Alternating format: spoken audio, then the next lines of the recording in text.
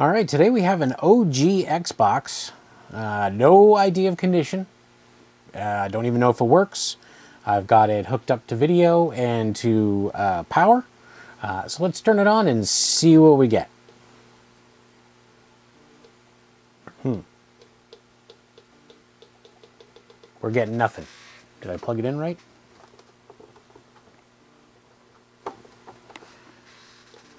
Okay, power button's not working. Let's try the eject button. Okay. That does not sound healthy. That does not sound healthy at all. And it's not ejecting. And the fact that the power button didn't work, I already kind of have an idea as to what's wrong here. We're not getting any picture at all either. Wow, this one could be bad shape. The original Xbox has a thing in it called a clock capacitor. So rather than putting in a battery, Microsoft put in a capacitor that holds a charge in order to keep the battery, or the clock, and the BIOS, and all the save settings, and all that stuff going. But what happens is that clock capacitor explodes and leaks fluid everywhere and rots out all the traces and stuff around it. So we got to go in there and get rid of it.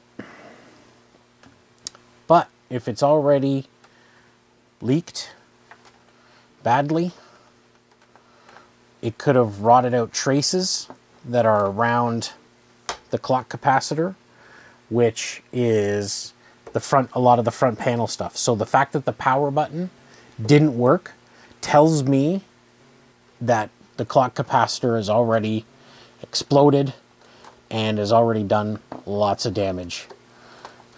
But we won't know for sure until we get in there. So let's just do that and hope for the best. So to open up the original Xbox, there are 5 screws. There are the 4 that are under the feet, and then there's one more right here under the warranty sticker. Since we no longer have to worry about warranty, we're just gonna bust in there. The screws are a T20, and they're super long, as you can see here.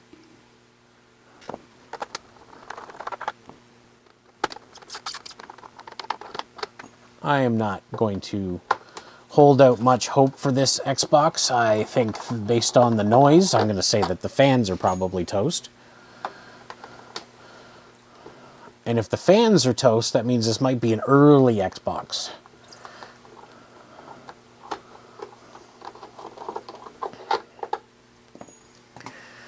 All right. So once you undo all the 5 screws, flip her over, and then the lid should kind of pop off. But this one, there we go, starting to come there.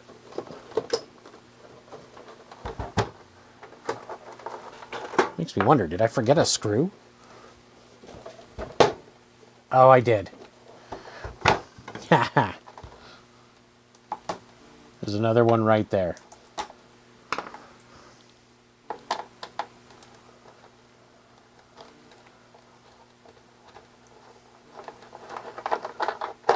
There are 6 screws on the bottom of an Xbox. Watch this come off, so easy now.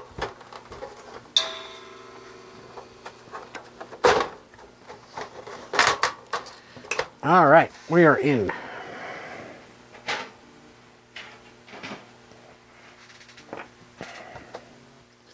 Well, got some lots of rust on the side there, and lots of rust on that side there. We got lots of dirt, that's for sure, but this has never been in. No one's ever been in here. All right, so let's disconnect the drive.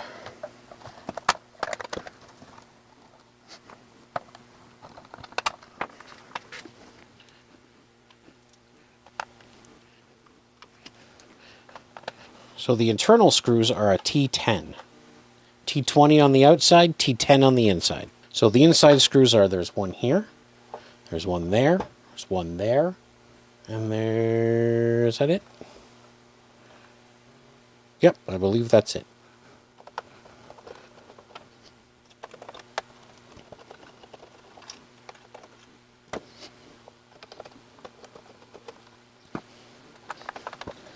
So the hard drive tray is on top of the CD tray.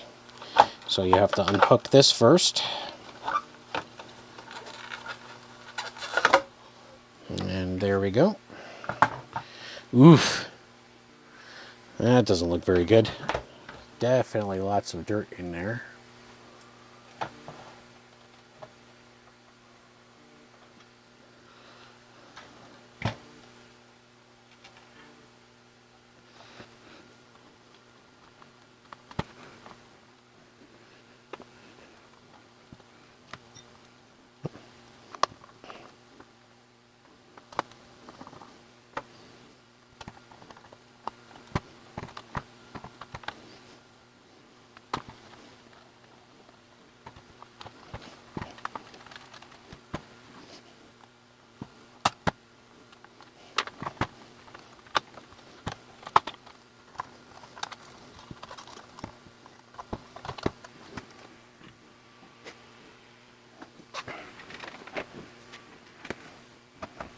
Alright, so we got the motherboard out.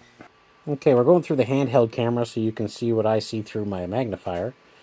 Right there is the clock capacitor, and you can see that it has leaked and it has spilled all kinds of crap onto the board. There's a whole lot of corrosion in this general area here behind the clock capacitor. So right there, it is just a mess.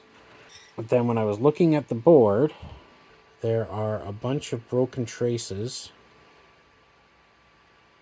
right there. And then there's a broken tray. It also breaks there and there.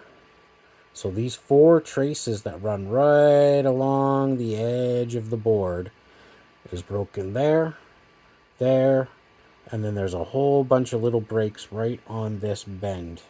So I'm not sure if this is going to be fixable. All right, so let's try and get this. I have a second Xbox, but the problem is this drive doesn't eject all the way, nor does it read anything if you happen to get anything into it. And I've lost one of my screwdriver bits, and it happens to be the most important one. Yeah, I can't get anything open. There we go. Let's try and see if we can get this drive to eject properly and also to read a disk. So we'll probably have to change the band on the drive, and we'll try cleaning the laser first, but I think I already did that once. But it probably means that we're probably going to have to do a pot tweak on the laser. So this is a Samsung, which is one of the better drives. It's a SDG 605B version. So let's see. Okay, so there's the pots right there for doing the pot tweak. So they're teeny tiny, but they're right there. So that's nice and easily accessible for trying to work on this. Don't have to actually take anything apart. But the first thing we got to do is at least get this drive ejecting properly.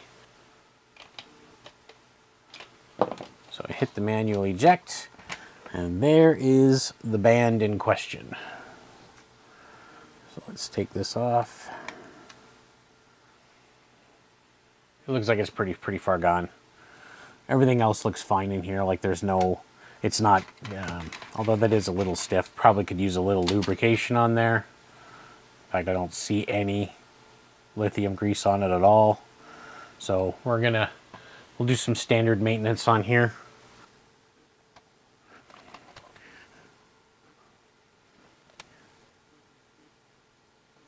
There.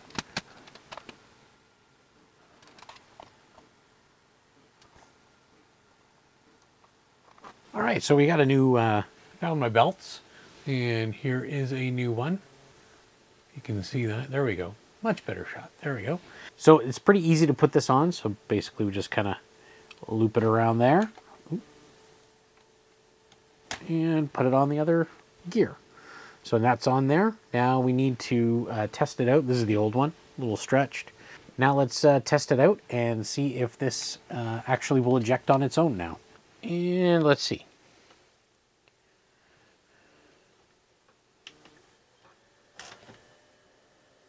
No.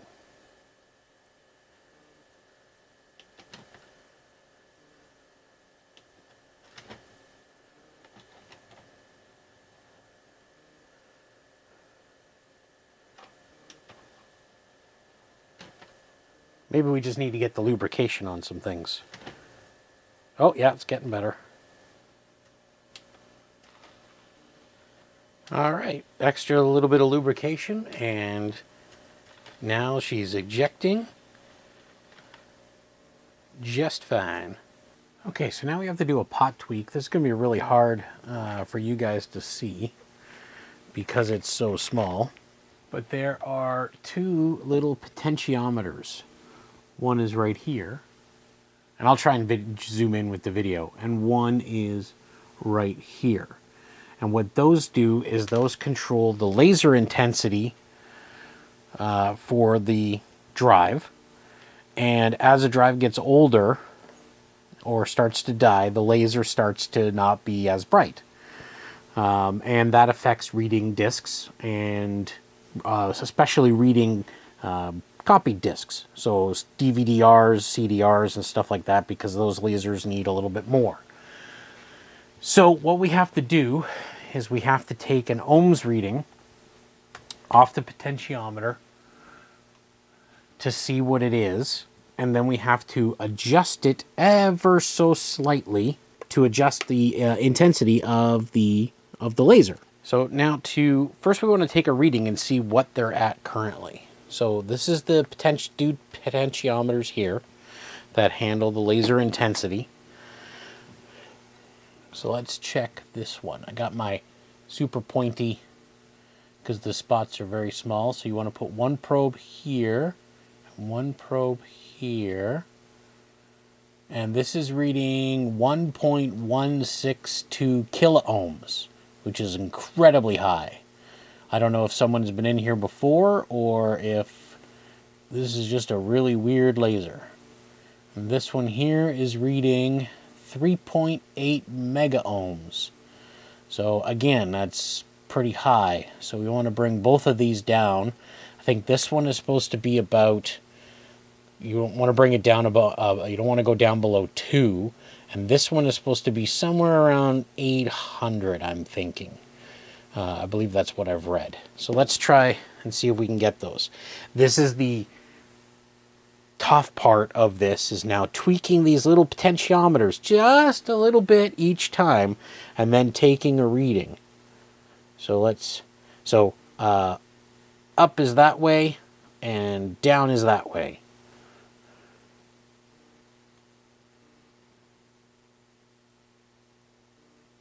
So just turned it a little bit.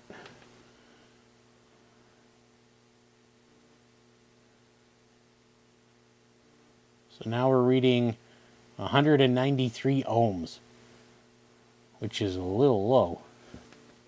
So I guess I turned it too far.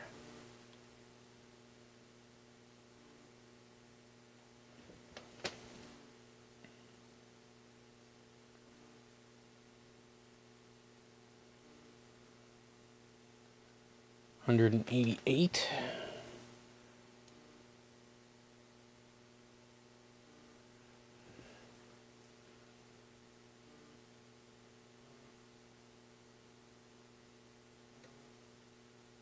And then right up to 1.6. So I don't know what's going on there. Let's check this one out for a second. 3.7.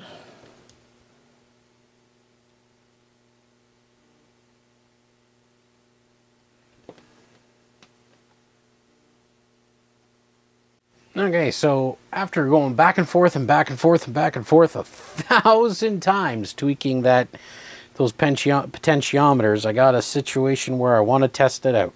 So I put a disc in, I put my little magnet clippy on there so the disc doesn't go flying. Let's turn it on and see what happens. Nope, still not reading discs. think that DVD drive is just toast. So I didn't really want to let this go, and I just kept thinking there's got to be something else wrong with this drive. And then I flipped over the control board to take a look at it and found this.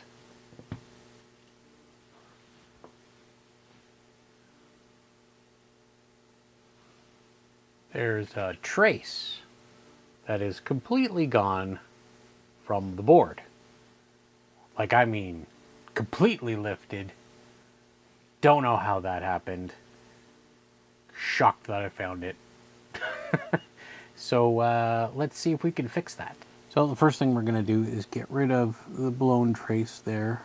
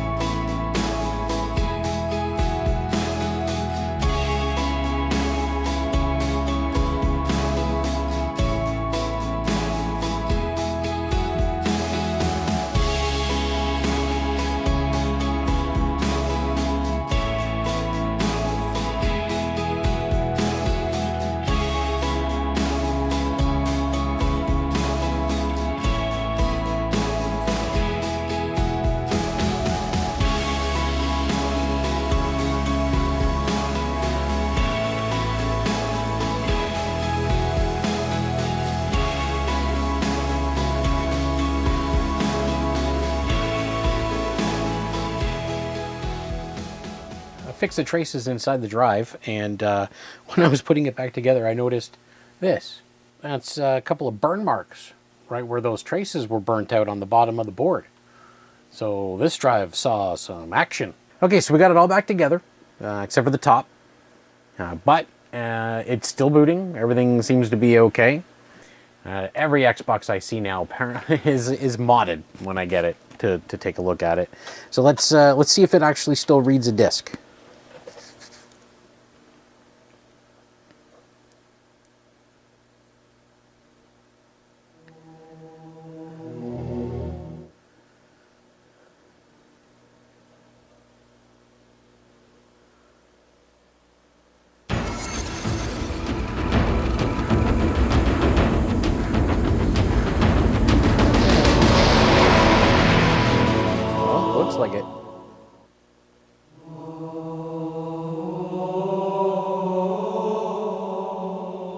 Excellent. So I have no idea what happened to this thing that caused those traces to be blown out so bad that it left a burn mark on the metal case underneath the drive. But man, it seemed to be burned out pretty cleanly though. It was just two straight lines of, of a wire. No components were dead, nothing. Nothing else looked damaged except for those two traces. So yeah, go figure. So we finally got this Xbox's DVD drive all sorted out, and I've noticed a new problem. When you turn it on, there is a noticeable delay in the boot up sequence.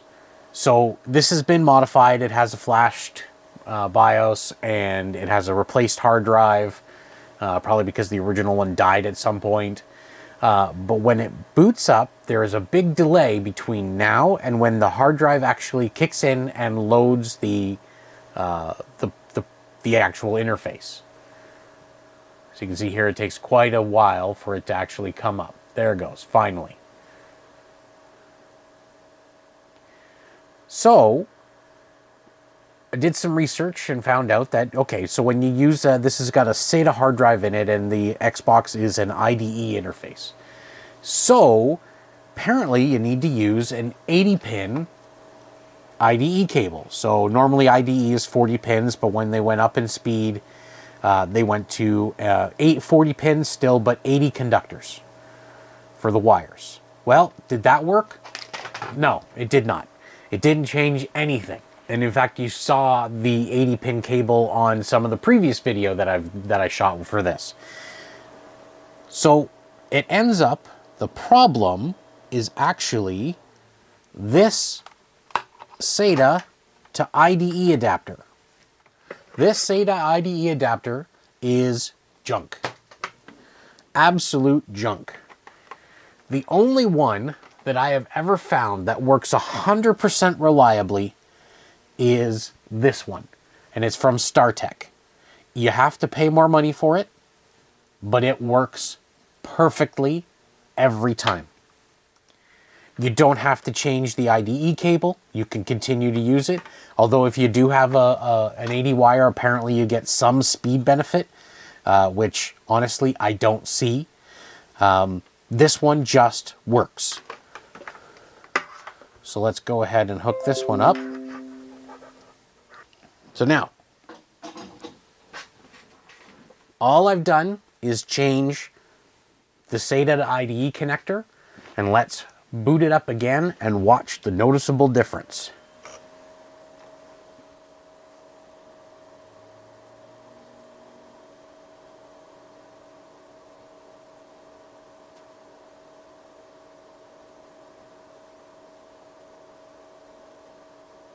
Incredible. It boots right up. So if anybody's having any weird issues with a flashed hard drive replaced Xbox, first thing you do, check and see if you've got one of these little pieces of garbage, throw it out, buy yourself the StarTech SATA IDE adapter, save yourself all kinds of headaches, all kinds of time.